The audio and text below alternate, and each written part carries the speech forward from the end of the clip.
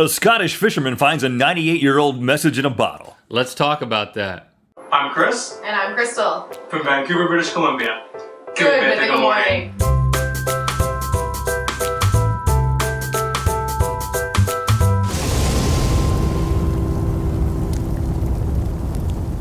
Good mythical morning. Today's episode is brought to you by Smule, makers of the Sing Karaoke app. Congratulations to Awesomeness for winning the My Hair Goes karaoke contest. We're going to play her entry at the end of this episode. And today we're announcing a new karaoke contest where you can win a mythical, Good Mythical Morning t-shirt. There it is right there. There's not a person in it, but it kind of fills You can up be in it when a if you person cover the gets in it. Facebook song using the Sing Karaoke Details app. are in the description. Yes, I had a dream about you last night, Rhett. I know. I was there. Oh, you do remember it? No, all right, well, tell me about it. Well, I was... Nope, not right. I walked into this living room, and it was like a really clean living room, but it looked like it was out of the 70s. Yeah, I've been cleaning it. And you come in the room, and you were like, I have got a surprise for you. Guess who is here?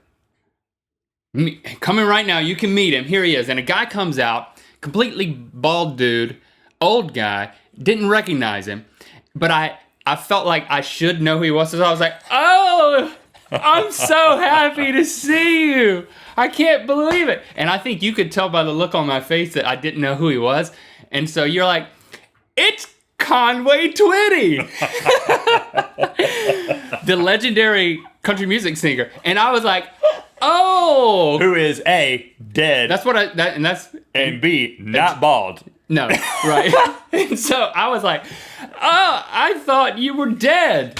And I was like patting him on the back. In fact, Conway Twitty's hair is probably, his coif is probably still on his skeleton. I mean, not to get morbid, but he only died like 10 years ago, and your hair, I mean, he had a beautiful head of hair. And then I go, and I was really excited to see him, especially realizing that he wasn't dead. And then I go into another room, and I'm hiding, and he forgets that I'm there. Conway does? Yeah, Conway forgets that I'm there. Hello, darling. Hello, darling. Nice to see you.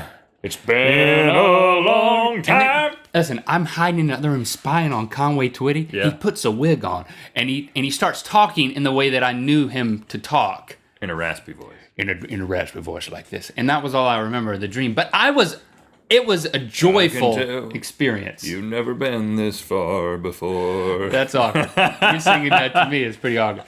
Okay, so that's Twitty. My contribution Let's talk about to Conway today's. Twitty for 10 minutes.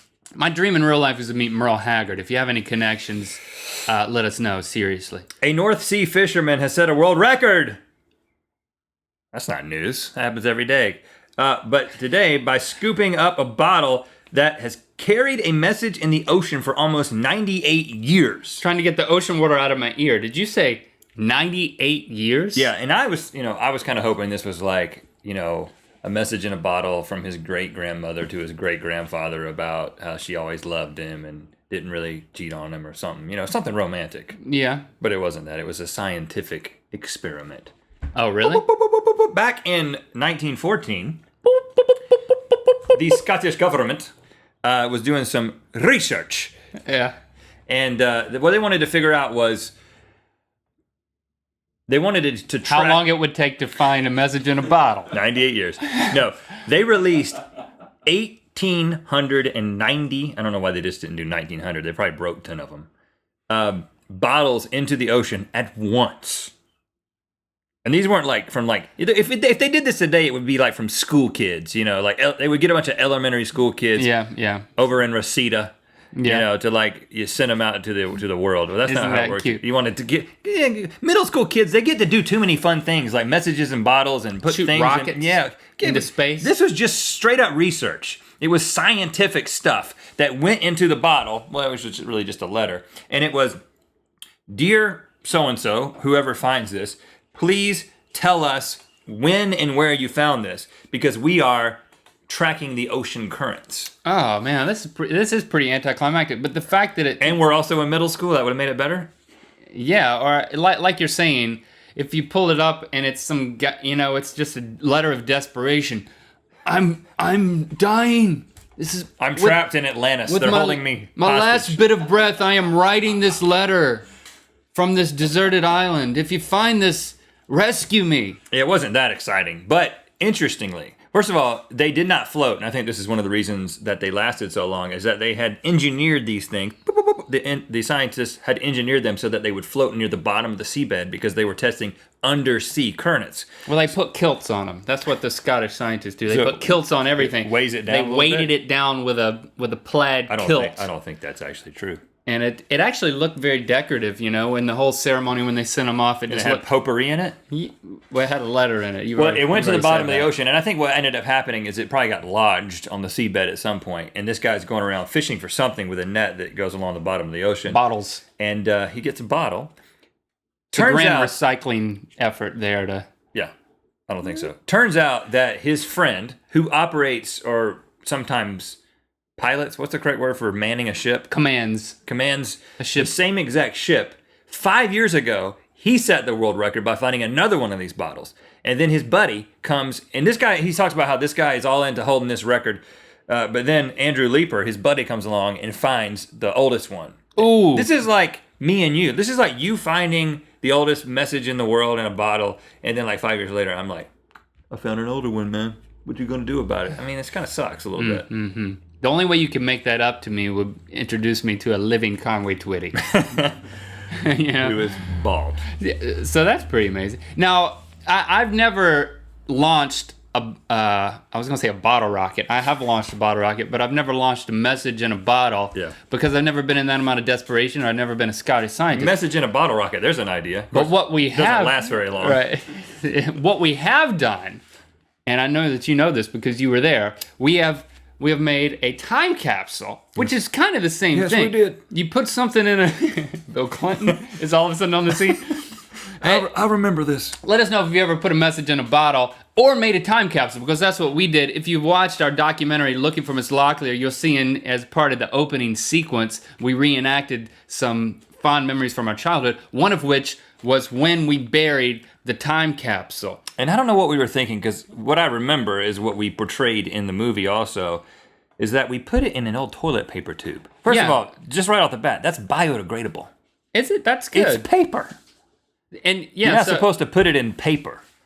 It was, and then we put duct tape on either end. So we put duct tape on one end of the paper towel, of the toilet towel roll. Is that what you call it? Toilet paper thing. And then what we put inside, we put in a G.I. Joe man. Remember that? It was, to be more specific, it was Medic, the African-American doctor from G.I. Joe. We had to put his arms up in order to get him into the tube. And then we put him in there, and we put a pack of nabs, which if you're not from the South, I know we mentioned this before, but nabs are those little square cheese crackers, like cheese and peanut butter. How come they don't do that combination anywhere else in the world? Cheese and peanut butter. It's only in nabs. Yeah, because you don't think about it that way. And why would you put it in a time capsule? Because not only are you putting it in a biodegradable container, you're putting a perishable good. Of course, they probably last a year or so. Yeah, with lots of preservatives. And do you remember the third thing that we put in the time capsule? A letter to aliens. Yeah. Do you remember what it said? If you find this, good for you. Just know that please don't harm us. I don't know what it said. But I think the bigger question is why put a letter to aliens in a time capsule? I guess the assumption is that some sort of Armageddon situation happens, and then aliens are just... The aliens have taken over everything, and he's like digging. Hold up. Let me dig right here. Crackers. Maybe we should not destroy these people. Well, too late. It's like because they like G.I. Joe figures and nabs. And they took the time to write us a letter. I think we were thinking we were saving the human race. But the interesting thing about aliens it is, dig here. We didn't put a sign over it. We dug it up the next day. That pretty much defeats the entire purpose. Literally, the next day, we go back out there. I mean, it was on the side. It was in a field. First of all, I think it was in a tobacco field, but it was just off the side. I think we had enough sense to not put it right in the place that was going to be plowed up. Probably not. But I think we started thinking, I remember, or at least I hope I remember, being smart, thinking, because you weren't. It's perishable, it's biodegradable, and it's in a field that is plowed yearly. Maybe we should just go dig it up. You know, this isn't going to work. Well, I just think, you know, it's fun to bury it, but then it's you know, you don't experience the complete joy of it until you dig it up. I mean, and why wait? Yeah, right. Especially when there's if you're hungry. It's not like it's going to change. And there's some crackers in there. The contents are going to be exactly the same if you wait 10 years or if you did wait the next day. And they won't even be edible at that point. Right, yeah. Dig it up the next day. So let us know if you've done that. But the other thing we're thinking is, let's do it again. Let's do a mythical time capsule. Now, we're restarting Friday Means Mail, which actually I think it's going to be Thursday Means Mail, right? Meaning tomorrow. So, Yeah, okay. So you have less than 24 hours to send us something that we may or may not put in the time capsule. No, But- you have the next few weeks. But mail us something, and our idea is we'll take some of the things you mail us if we deem them worthy and also small enough Right. to go in the mythical time capsule. This will be a fun community building exercise. And where this we time- can bury something together. This time, there's a couple of things. Number one, no non-perishable goods or perishable goods. Only Make up your mind. Which do you want? Only stuff that won't perish. Okay. I'm with you on that. And then the exterior of the makeup of the capsule is gonna be something that lasts like thousands of years, just in case. Okay, so like plastic or something. And then the third thing is... and it'll be about this big. So you're probably going to want to do something that's like, it can fit within a 5-inch or... What is that? Well, you keep moving it. What is it? Doop, boop, boop. Choose. It's like a game at the state fair. Choose the size. Okay. That's what you chose. That's the size we're going with. Okay. Square. It needs to fit in a square about as big as the top of this microphone. Keeps here. getting smaller. And the third thing is we're gonna place it somewhere that it won't be plowed up. I mean, maybe on some public land somewhere, and maybe we'll give the location. And we'll decide Like how long to bury it and years all that from now. stuff. All that stuff later. All we know now is mail us stuff just because you want to, or if you want it to be in the time capsule, you should let us know why, and it needs to be an awesome reason. I think we also need to put predictions. A lot of people put predictions. Yeah, that's good. Like a letter to aliens. Maybe we should do that again. Yeah, we should do that. And because this time maybe it'll actually be found if we leave it long enough. By the time the alien invasion takes place. All right. When is this thing gonna land on a secret spot? Not today. Fire Jason. You know what, Jason? This thing is not landed on a secret spot. You're in charge of these secret spots. This is obviously your fault. You're fired. You're fired. Where's he going? What is he? You taking the camera because You can't do that. don't take the camera. Never mind. We were joking. You're rehired. My hair conceals my elf ears. They are a little bit embarrassing.